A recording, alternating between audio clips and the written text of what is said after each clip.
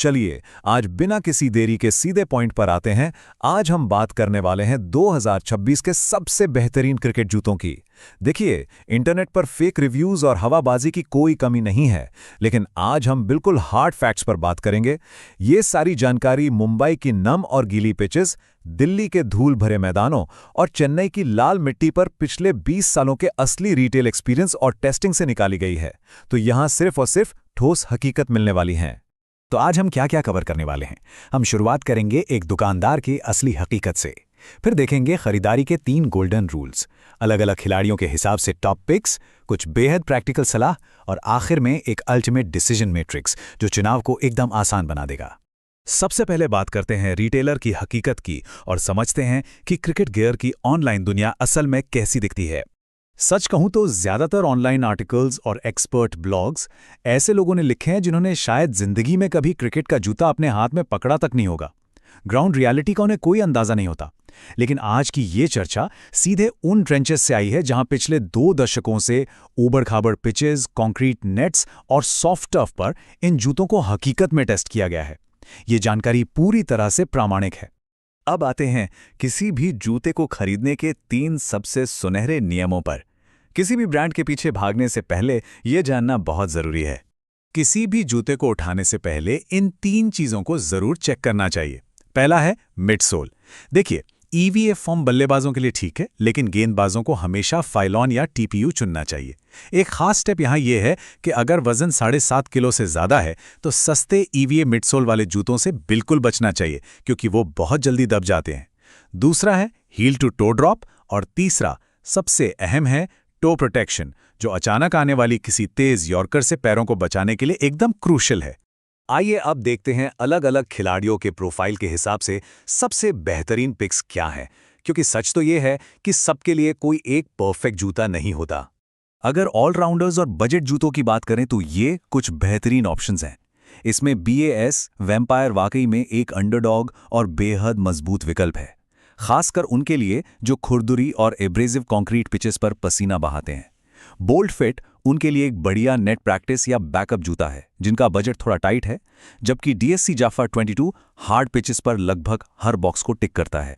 DS जाफा 22 के बारे में यही कहा जाता है कि क्रिकेट जूतों की मारुति स्विफ्ट है। हालांकि इसका वजन करीब 950 ग्राम है, जो थोड़ा भारी लगता है, लेकिन इसकी मल्टी डायरेक्शनल ट्रैक्शन और ब्रीदेबल मैश इतनी लाजवाब है कि कोलकाता की भीषण गर्मी और चिपचिपी नमी में भी आसानी से टिक जाता है। ये वाकई में बहुत रिलायबल है। अब थोड़ा टर्फ और स्पीड स्पेशलिस्ट की तरफ चलते हैं। यहाँ वेक्टर X एक रेयर फाइंड है, क्योंकि 2500 रुपए से कम कीमत में फुल मेटल स्पाइक मिलना लगभग नामुमकिन जैसा है। लेकिन एक बात यहाँ बहुत क्लियर होनी चाहिए, ये स्ट्रिक्टली सॉफ्ट टर्फ के लिए हैं। इन्हें हार्ड पिच पर बिल्कुल नहीं पहनना चाहिए, वरना स्लिप होने का बहुत बड़ा खतरा होता है। अब इस आंकड़े को देखिए, सिर्फ 330 ग्राम। 100 हाइपरटर्फ का ये वजन उसको एकदम अलग लेवल पर ले जाता है। ये एस्ट्रोटर्फ पर खेलने वाले ओपनर्स और विकेट कीपर्स के लिए एक एब्सोल्यूट किंग है। इतना हल्का होने की वजह से लंबे मैचेस में भी मूवमेंट एकदम तेज रहती है।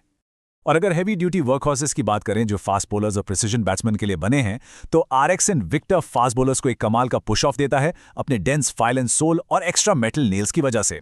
DSC जाफा नियो स्पिन बॉलर्स को पिवट करने के लिए जबरदस्त ग्रिप देता है और निविया अपने टो प्रोटेक्शन के लिए काफी बढ़िया माना जाता है। पर यहाँ एक बहुत बड़ी चेतावनी भी है। पूमा स्क्वायर एक बहुत ही प्रीमियम ब्रांड फिनिश और लिटरल स्टेबिलिटी ऑफर करता है, लेकिन इसका टो बॉक्स आगे से बहुत सकरा होता है। इंडियन फिट थोड़ा चौड़ा होता है, इसलिए जिनके पैर आगे से चौड़े हैं उन्हें इस मॉडल से बिल्कुल दूर रहना चाहिए, वरना मैच के दौरान ये बेहद दर्दनाक साबित हो सकता है। चलिए अब थोड़ा और डीप डाइव करते हैं और रियल वर्ल्ड बाइंग एडवाइस पर आते हैं जो हर खरीदार को पता होनी चाहिए। अपना वॉलेट निकालने से पहले सबसे बड़ा सवाल जो दिमाग में आता है, रबर स्पाइक्स या मेटल स्पाइक्स। ये क्रिकेट का सबसे पुराना डिबेट है। इस बहस को यहीं खत्म कर देते हैं। भारत की लगभग 90% कंडीशंस के लिए रबर स्पाइक्स ही सबसे बढ़िया चुनाव हैं, क्योंकि हमारी ज्यादातर पिचेस हार्ड होती हैं, सूखी मिट्टी या कंक्रीट की होती हैं। वहाँ मेटल स्पाइक्स बिल्कुल यूजलेस हैं और उनसे फिसलने का बहुत बड़ा खतरा रहता है। मेटल स्पाइक्स का इस्तेमाल स्ट्रिक्टली सॉफ्ट टर्फ के लिए ही बचाकर रखना चाहिए। और प्राइसिंग की बात करें तो ये रेंज एक एब्सोल्यूट स्वीट स्पॉट है। एक सच्चाई ये भी है कि भारत की भीषण गर्मी में जूतों की ग्लू एक ही रेट पर मेल्ट होती है, चाहे जूता कितना भी महंगा क्यों ना हो। इसलिए 4,000 रुपए से ज्यादा खर्च करना अक्सर बस पैसे की बर्बादी ही साबित होता है। यहाँ सबसे क्रूशियल पॉइंट यह है कि हील टू टो ड्रॉप का डायरेक्टली आपके गेम पर क्या असर पड़ता है। लो ड्रॉप बल्लेबाजों को जमीन का बेहतर फील देता है, जिससे क्विक सिंगल्स लेने में मदद मिलती है। दूसरी तरफ फास्ट बॉलर्स को हाई ड्रॉप चाहिए होता है ताकि वो लैंडिंग के शॉक को एब्जॉर्ब कर सकें। और एक टिप, जीरो ड्रॉप वाले जूतों से पूरी तरह बचिए, वरना काफ क्रैम्प्स आने के चांसेस बहुत ज्यादा बढ़ जाते हैं। तो अब वक्त आ गया है सब कुछ समेटने का। आइए देखते हैं अल्टीमेट डिसीजन मैट्रिक्स, जो इन 20 सालों के अनुभव को एक आसान चीट शीट में बदल देता है।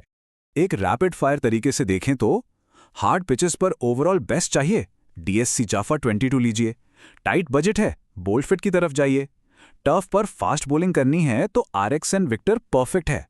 सिर्फ एस्ट्रो टफ पर स्पीड चाहिए तो 100 हाइपर टफ। अगर पैर चौड़े हैं तो DSC जाफा नियो या BS वैम्पायर।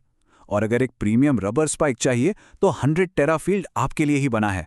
अपनी प्रोफाइल पहचानिए और अपना जूता चुनिए। तो आखिर में अपने आप से ये सवाल जरूर पूछिए, क्या ऐसा तो नहीं कि जो फिजिकल थकान मैदान पर महसूस होती है वो दरअसल आपके उन गलत जूतों की वजह से है? एक गलत शू आपके पूरे पोटेंशियल को रोक सकता है। तो क्या वक्त आ गया है कि अब आप अपने खेलने के अंदाज के अनुसार एक सही गियर पर अपग्रेड करें? अपने फुटवेयर को ध्यान से देखिए, जवाब आपको खुद मिल जाएगा।